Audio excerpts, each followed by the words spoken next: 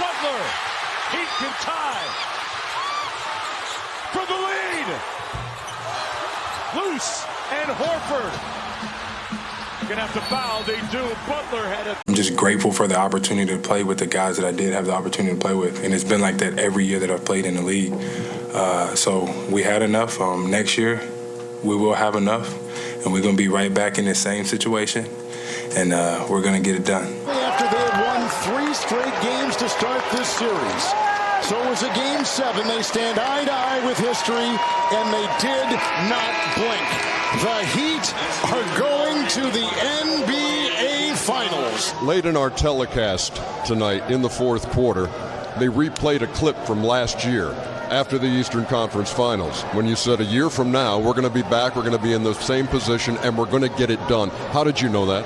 I have so much belief in myself and this group of guys, in the squad that Coach Pat and Spo and everybody else put together. I see it every single day. I know how good of players that we have. I know how good of a team we are, and we made it happen.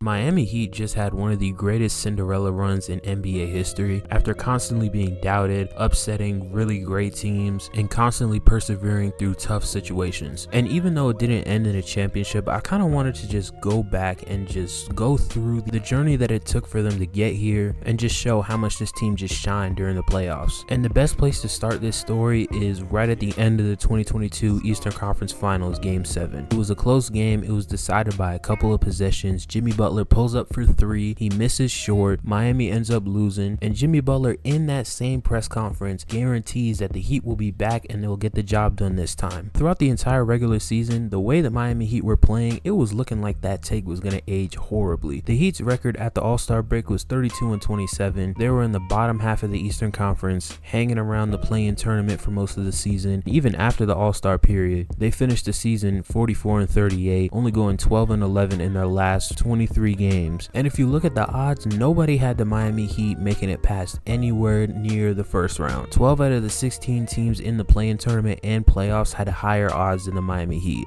In fact, the Heat had the 5th lowest odds to win it all. And to make things even crazier, they lost their first play-in game versus Atlanta, which was a game that everybody expected them to win. Atlanta shot 24% from 3 and still won the game, as they were just feasting in the paint. They had 18 more points in the paint than the Miami Heat did. And granted, Miami didn't play that well either, as they shot 32% from 3, but they would end up bouncing back as they won their next play-in tournament game, securing the 8th seed and matching up with the Milwaukee Bucks in the first round. Now for this series, again, the expectations were lobbied against the Heat, and even me at the time, I had the Bucks sweeping the Heat in this series. I thought we would run through them similar to how we ran through Chicago the previous year, how we ran through the Pistons in 2019. I just didn't think that the Heat were that much of a challenge for us. Super confident that the Bucks will take care of the Heat this series. It would legitimately take us falling asleep, barely trying, and Giannis to have just 4 straight complete duds in order for the Heat to realistically beat us. Chris Middleton would have to be so terrible. Drew Holiday would have to be so terrible offensively. And we would have to see so many amazing performances from Jimmy Butler, Kyle Lowry, Tyler Hero. It's just not happening, bro.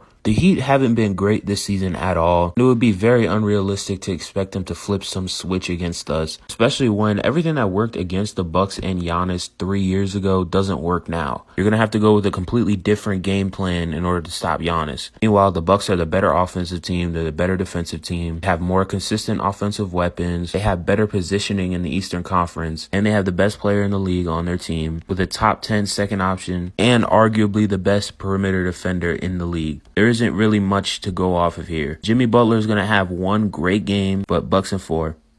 But in game 1 of that series, the Heat got a little bit of luck on their side as Giannis got hurt in the first possession of the game, and this injury would keep him out until game 4. But as their bad luck continued later on in that game, Tyler Hero would get hurt as he would end up breaking his hand and he would be out for the entire playoffs. I believe the original report said that he would be out for upwards of 2 months up until that point, so the best possible chance for him to ever return would be the NBA Finals. And again, we all assumed that the Heat were just going to get beat in the first round, and according to the projections, the Heat had no chance of making it to the finals, so it was basically season over for Tyler Hero. In game 2, the Bucks would look more like themselves as they would dominate without Giannis. Drew Holiday had a great game. Chris Middleton had a really good game, Brook Lopez as well. But when the series moved down to South Beach, it looked like the Heat had finally figured the Bucks out. They were forcing Lopez out of the paint, they were forcing Bobby Portis and all these other guys to shoot more threes, basically forcing the Bucks to live and die by the three. And offensively, they shot really good from three. They got good production out of Duncan Robinson, Gabe Vincent, Kyle Lowry was putting some buckets on the board, and Miami would end up going up 2-1. And now game 4 is where there was a serious shift in this series. The momentum, the expectations just completely shifted after this game. For a majority of it, because Giannis was coming back, the Bucks were heavily in control. They had a good lead in the third quarter. Miami's offense wasn't hitting like they were in game 3. It was looking like Milwaukee was going to handle the rest of this series and take care of business. And Jimmy was trying everything he could to carry the offense. Jimmy had 24 points at halftime, with his next best scorer being Duncan Robinson, who had 9 points.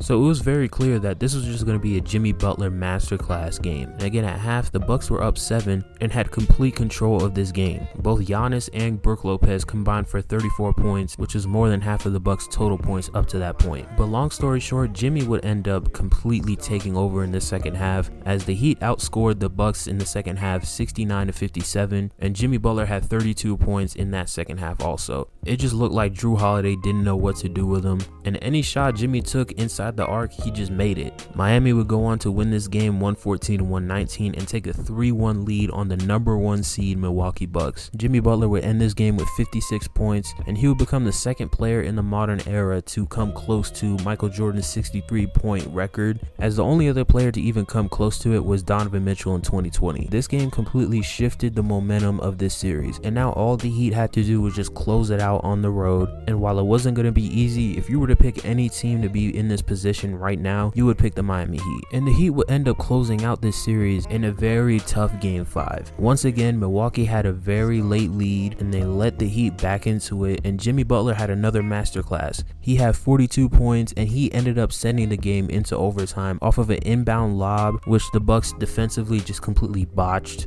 And in this game, it wasn't just Jimmy cooking. Kevin Love was hitting threes. He had 15 and 12. Bam had a triple-double. Gabe Vincent had 22 points. Kyle Lowry was hitting shots off the bench. And Max Strus provided some valuable production, getting 8 rebounds along with 8 points. And while I give the Miami Heat all the credit in the world for overcoming the Milwaukee Bucks, the Bucks still severely underachieved in this series. But I'll definitely give a lot of credit to Eric Spoelstra, as he completely outcoached Mike Budenholzer. He took advantage of the fact that the Bucks give up a lot of three-pointers. They're heavily fixated on defending the paint, and on offense, their offense is so awkward, especially with Giannis and his limitations. And then to add on top of that, how inconsistent Jrue Holiday and Chris Middleton are, let alone all their three-point snipers, Miami just completely exposed the Bucks in this one. And riding high off of the momentum of beating the number 1 seed, the team that was up next was the New York Knicks, who are also riding high off of a team that people didn't expect them to beat.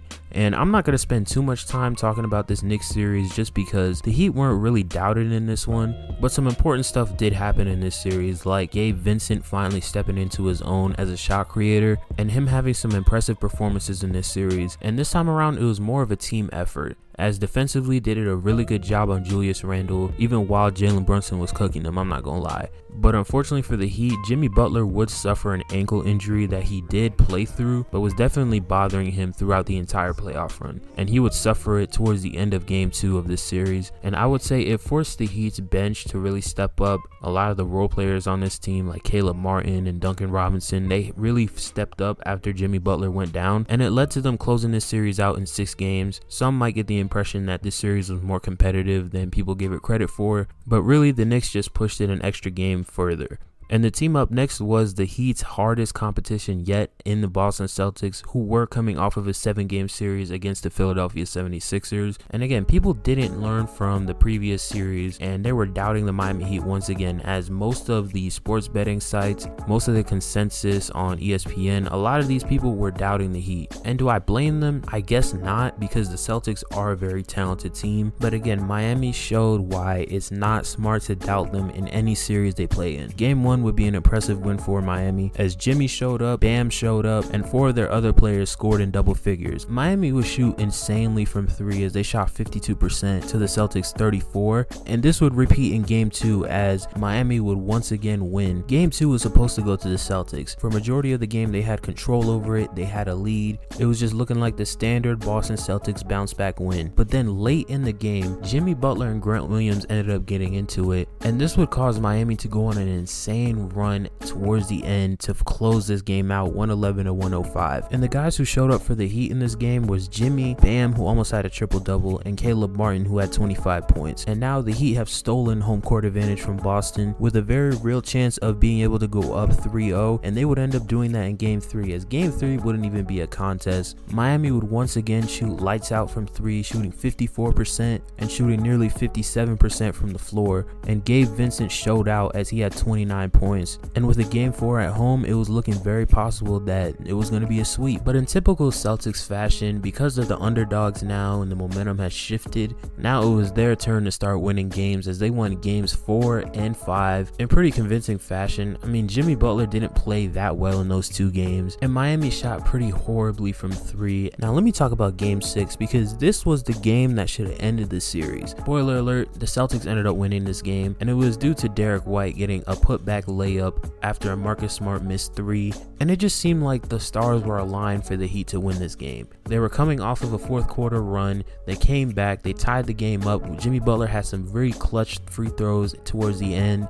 He got fouled on the 3. There were some pretty costly Boston turnovers also. Like, it just felt like it was written in the script that this game was supposed to go to the Heat and that they were going to close it out on their home floor. But then last minute, they just changed the script, because while Miami didn't shoot phenomenally from 3, like above 60% like they had done in the Bucks series or the Knicks series, a lot of their guys were still hitting, like Gabe Vincent, Max Strus, Duncan Robinson, and Kyle Lowry. Also, not to mention, Caleb Martin showed up with 21 and 15. You don't really see that from your role players that much. And now the Heat were in one of the most dangerous positions you could be in, as now going into a game 7 on the road, on the brink of possibly blowing a 3-0 lead, everybody had to show up in this game 7. It was non-negotiable. Jimmy has to show up, the shooters have to show up, Bam has to show up, everybody had to show up, because if the Heat lost this game, history was going to be brutal to them regardless of the context, regardless of the amount of adversity they had to face in this playoff run. If they blew a 3-0 lead and they had to see their names next to the graphic of the one team that blew a 3-0 lead in NBA history, it would be a horrible look for them. And while game 7 wasn't perfect for the Heat, they for damn sure played way better than the Celtics did. Boston shot 9 of 42 from 3. Jason Tatum, while he was injured, didn't really do that much. Jaylen Brown had a freaking terrible game, and the Heat just ended up getting the job done. They win this game 103 to 84 convincingly, and while Jimmy did play great, the one player that stood out was Caleb Martin, as he had 26 points, and while watching this game, you could tell every single shot that Caleb Martin hit was a big shot, and it wasn't just catch and shoot. No, he was putting the ball on the floor and he was scoring. He was hitting fadeaways, he was hitting moving threes on top of the standing threes that he was hitting, and with the 26 points, he had 10 rebounds as well.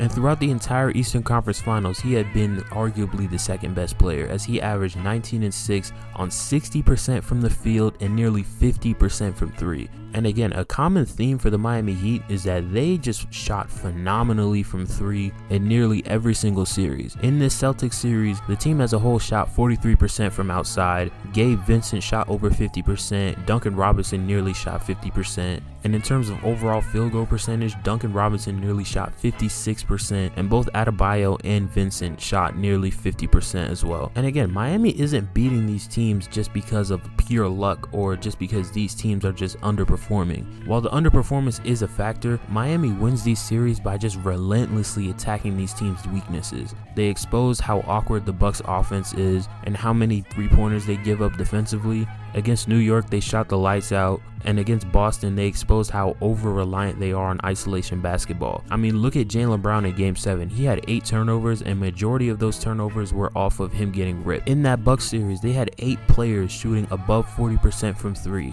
Jimmy Butler for that entire series averaged 38 points per game on nearly 60% from the field and 44% from 3. And I'm not going to talk about the NBA Finals that much, just because it just felt like the Heat just hit a brick wall going up up against this Nuggets team. The Nuggets perfectly matched up with this Heat team. Throughout the series, they ran them off the three-point line, so they weren't getting the quality looks that they were getting against teams like the Bucks and the Celtics. And they also had the perfect defender for Jimmy Butler and Aaron Gordon. Also, not to mention, they didn't know what to do with Nikola Jokic. They couldn't stop the two-man game with him and Murray. They couldn't stop him from playmaking. And even in the one game that they won, it took a bad shooting night from a majority of the Nuggets players for them to win that game. And they only won that game by 3 points. Also, Jimmy Butler didn't have the greatest series in the world. But even with that happening, I'm not going to criticize the Miami Heat for losing this series because A, nobody really had them winning it in the first place, and B, they shouldn't even have been in this position to begin with. They got the most out of Jimmy Butler, they got the most out of their role players, they got the most out of Bam Adebayo and his great defense, and they even got the most out of Kyle Lowry, who is getting up there in age. And win or lose, this is one of the greatest playoff runs from an individual team that I have ever seen. Just off of the lack of expectations, defying all the odds, playing as a team, the amazing stretches they went on, and the unprecedented percentages that they shot. I don't think I'm ever gonna doubt the Miami Heat in a playoff series ever again. But yeah, man, that's the end of this video. If you enjoyed, make sure to hit that like button. If you like videos like this and you want to see more of them, subscribe. More videos will be on the way soon, and I'm out. Peace.